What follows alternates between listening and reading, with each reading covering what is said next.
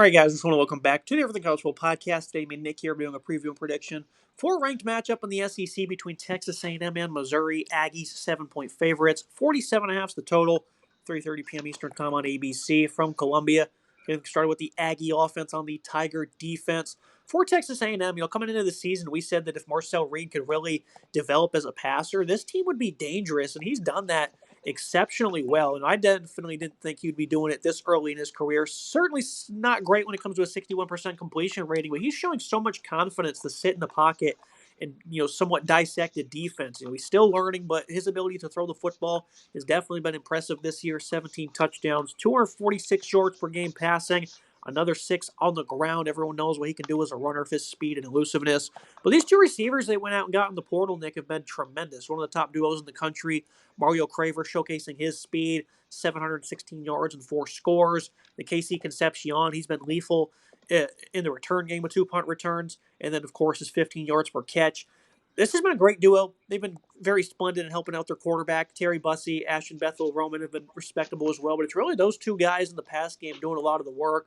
They're going up against a Missouri pass defense that has been improved this year. It's a lot of the same guys from last year. Stephen Hall's been a respectable corner. Toriano Pride's been all right for them. Dre Norwood's kind of taken a bit of a back seat. We got 3 respectable corners out there. Dalen Carnell, a very good player in the slot. And then at safety, Marvin Burks and Jalen Catalan have been exceptional this year. This is a competitive Missouri secondary. This defense, with their back against the wall against Vanderbilt, ended up playing a very good game. They held them in check, really, in all areas. They ended up losing that game ultimately 17-10.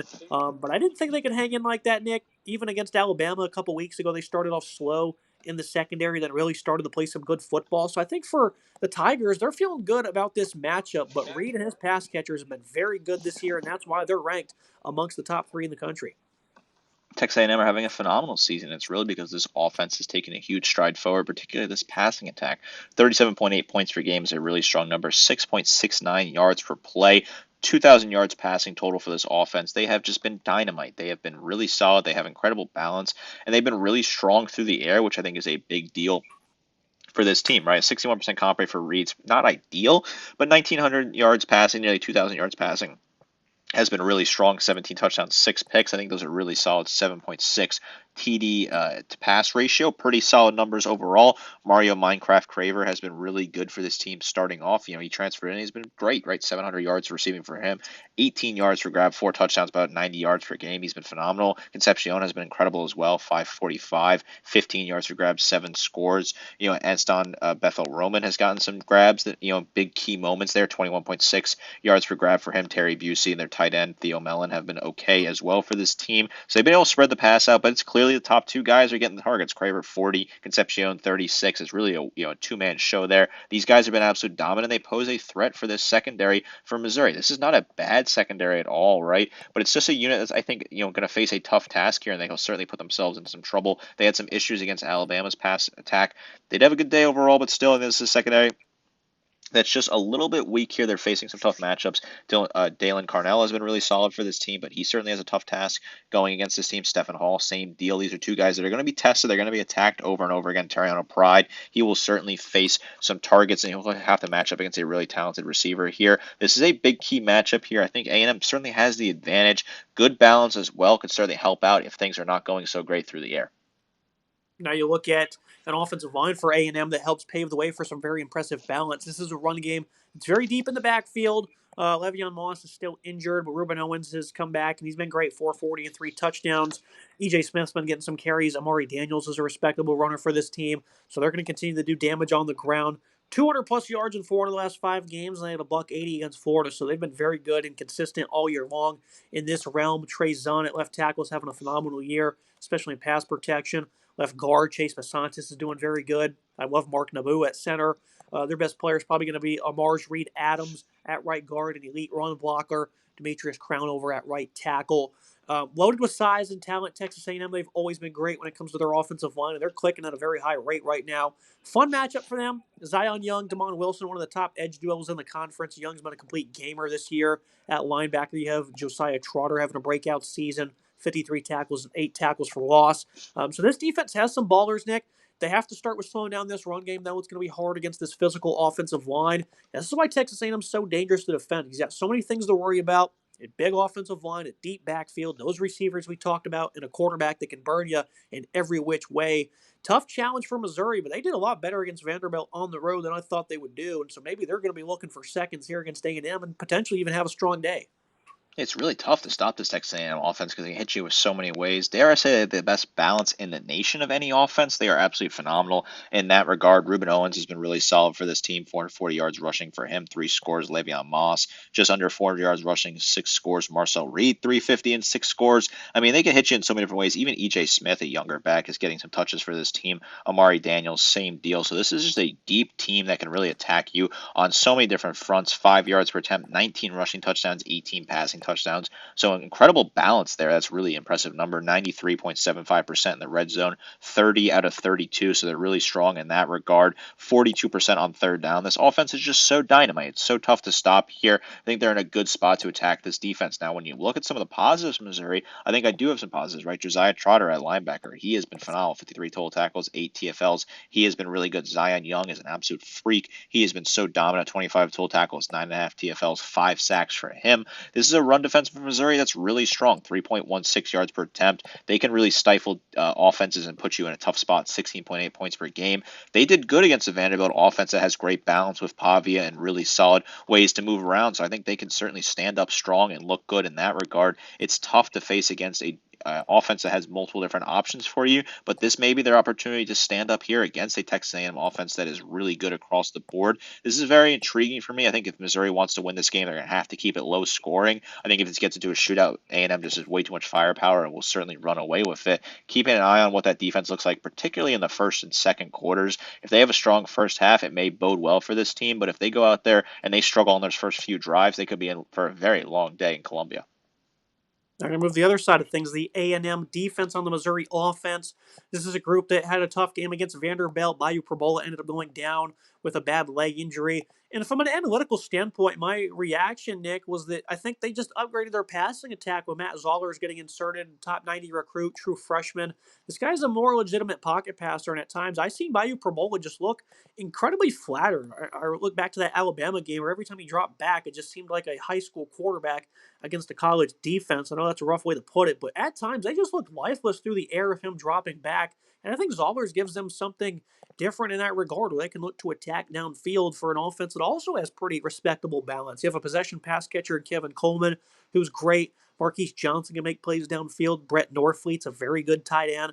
And then you have Joshua Manning as well. So this is not a bad receiving group by any means, but I definitely think this passing attack is going to be in for an uptick. And with a week off to help get Zollers prepared, I think he's in for a pretty good game here, even if it is his first career start against what is a really good defense and a top 5 A&M team. For the Aggies, this is a secondary I think is quite vulnerable in the back end. Will Lee, Des Ricks, I mean, these guys are good, but they've not been great really over the last 2 years as starters. Tyreek Chappelle in the slot, you can take advantage of him. And then at safety, you do have some guys who are really good in terms of guys like Marcus Ratcliffe and Dalton Brooks, who are nice run stoppers. I think that this is an opportunity for Missouri to really throw the football, Nick, with Zollers. And again, true freshman make his first career start. I don't think he's going to look like one on Saturday.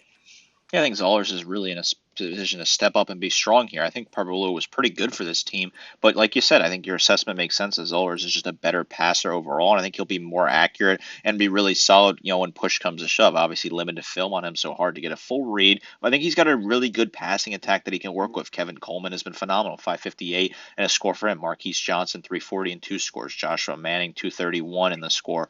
Brett Norfleet's been really solid, a great target in the red zone, 225 and 5 scores for him. So he's been really solid. Donovan Ogbu has been solid for this team as well. So they got some good options. They can spread the wealth here. I think the offensive line is really solid for this team as well. And then we'll talk about the rushing attack, which can certainly help this team out as well. 35 points per game so far this season. Really strong numbers there. 5.23 yards per attempt on the ground, 6.12 yards per play. This offense is really solid. I think this is a good Missouri offense here. Despite the injury, I think they'll still be fine with Zolas under center. I think you plug him in there and you can have success. I like what the O-line can do. I like the way they'll be able to relieve the pressure for him. And when you look at the Aggies secondary, I think that maybe potentially the only thing that could stop them from going, far in the college football playoff. They've given up 13 passing touchdowns, only have 2 picks. That's concerning in my opinion, right? They're just not able to produce in that regard. About 5.1 yards per play and only 3.87 yards per attempt. So it's certainly on the secondary here. And some of the pieces that I thought could step up and have good seasons just have not really quite stepped up to the level. Tyreek Chappelle, I expected more out of him. He's been around the program forever. Will Lee, same deal. He's been around the program for a while. He's certainly got some. Des Riddick's.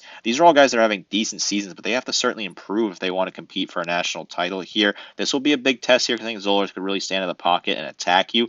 Can the secondary win that battle? That's the key thing I'm keeping an eye on Saturday. Like you alluded to, a rushing attack that's really good, led by Ahmad Hardy. Jamal Roberts has been a very good RB2 as well. 937, 11 scores for Hardy, the transfer. And this is a team that runs for about 235 yards per game, going up against the Texas A&M run defense that at times has been very sluggish. I think they're really good in short yardage. They've had some great showings against some weaker opponents like Mississippi State, LSU, Florida. I mean, nonetheless, right, they were still able to establish physicality and not give up much.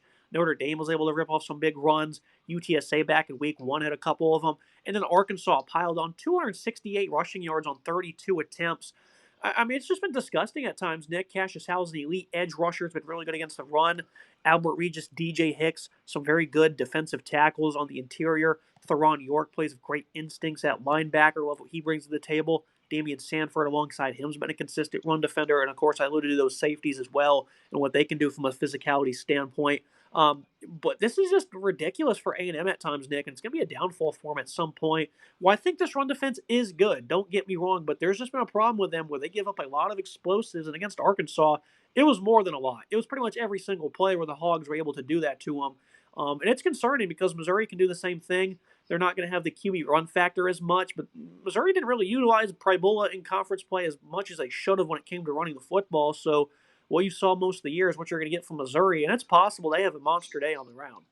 They could certainly have a strong day on the ground. They continue to find these backs from these lower tier programs like Ahmad Hardy, who just is plugging in and working perfectly. They keep plugging in backs that can just move the damn football on the ground, and that's a big key to the offense that Eli Drinkwitz is trying to put together. 937 for Hardy, about 6 yards per attempt, 11 touchdowns, 117 yards per game. Hardy is just a bruising back. Jamal Roberts has been a really good number 2, 428, 6.5, and 3 scores for Roberts. I like what they're able to do on the ground. I mean, this rushing attack, 5.23 yards per attempt, 22 rushing touchdowns. They have just been so good. Yes, they removed Byrie Probola, but he wasn't having an incredible season on the ground.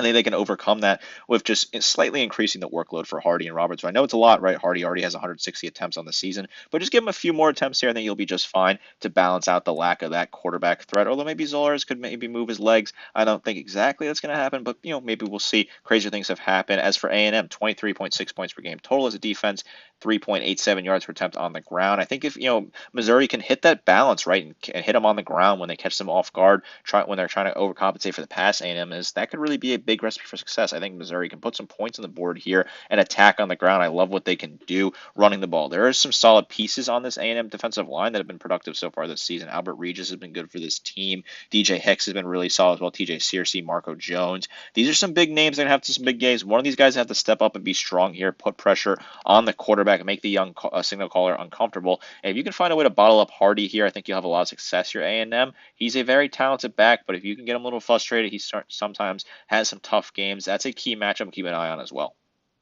Moving to the final thoughts on the prediction. I'm not convinced Texas A&M is just going to walk in here and blow out Missouri. I thought this team put up a lot better of a fight than I thought they would, especially with their quarterback going down to that gruesome injury. That game against Vanderbilt was pretty impressive. I think it spoke volumes to their defense because that is an incredibly tough offense to really figure out, and nobody else has really did it like that this year. They had a close loss against Alabama. They could have easily won that game as well. Missouri doesn't have really many impressive wins. They've really beat up on some weaker opponents. Kansas, South Carolina, beat Auburn. But they've showed a lot of resilience since they've entered conference play, Nick. And I think this is a pretty good team. And again, I think that passing attack with Zollers now in is going to be a lot better. I think this defense is capable of putting up a strong showing because their run defense has not had many issues this year. And again, since entering conference play, it's been very stout, if anything. Going on the road is going to be interesting for A&M. The last time they went on the road, Arkansas 45-42. They beat Notre Dame 41-40. And, of course, most recently LSU 49-25, where they trailed at halftime because their offense made a couple of silly mistakes that gave LSU opportunities. So they've not been that great at all on the road, Nick. But their offense has played great anywhere. And I think at the end of the day, that's why they're going to get victory. But I'm not seeing I'm not sensing a blowout or even a cover here. I went ahead and went with a push. And if the line moves in favor of a higher number, Missouri's a great grab, I think, here at home. What are your thoughts on that? Because those road games, their defense has been pretty awful, and they have not played perfect football. I mean, they still won them mainly in shootouts, but at some point, that's going to catch up to you. That will sometimes catch up to you, and at some point they are going to run out of luck. I think they win this game and they barely cover. I'm winning by 10, but I don't feel great about it here. I think Missouri could certainly put up more than 24 points on the board. I'm going to stay, just keep a little soft there. I think this is a good Missouri team. I don't think this is a team that's going to go to the playoff or anything with 2 losses right now, and probably a third one pending. And yeah, it's a pretty weak resume, but I think there's some solid pieces here. The defense has some good pieces, and Hardy obviously is an incredible back. I think Zollers will plug in and just be fine. I'm not really too worried about him under center. I think obviously there might be some growing pains, but I think he'll be a good quarterback, and he'll have now, some time to really work with this offense and get comfortable. They have some tough games off on the schedule. They got to travel to Oklahoma in a few weeks as well. So certainly nothing easy for Missouri. It's not particularly easy to play in Columbia. Alabama had a tough time out there. Certainly some other teams have gone up there and struggled in there because that is a tough environment, underrated environment, Memorial Stadium. I think A&M just has too much firepower on offense to, lose this game. I think they're a really talented roster right now. They're one of the best teams in the country. I think they're the number 3 team right behind those 2 top Big Ten teams and just in front of Alabama, who has that single loss on the season. Alabama came in here and won on the road in Columbia. I think A&M will do the same. I think they'll get the job done. I think they'll backdoor cover and get that 10 at the end and cover that 7 with the line is at right now. The spread's been moving a little bit here, right open 4.5, moved up to 6.5, 7, depending on where you're getting it at. So obviously a lot of motion going on with this game here. I just think A&M has way too much firepower with Reed under center. I think he'll have a solid day here. I'm expecting some points on the board, potentially more than 24 than I predicted from Missouri, maybe more than 34 I said for A&M as well. I think the A&M team just has too much firepower. I think their defense will get enough stops in key moments. Missouri will make a mistake or two that will ultimately cost them here, but it would not shock me if Missouri keeps this extremely close here. A&M is probably due for a letdown at some point in classic Aggie fashion. For their fans, hopefully it doesn't happen, but I think it will at some point. A very tough potential trap game heading to Columbia, Missouri. Yeah, I forgot to mention our best bet, over 47.5 in this one. I just talked about those scores and other games on the road for A&M. And again, I think Missouri's capable of doing their part to hit that one with ease.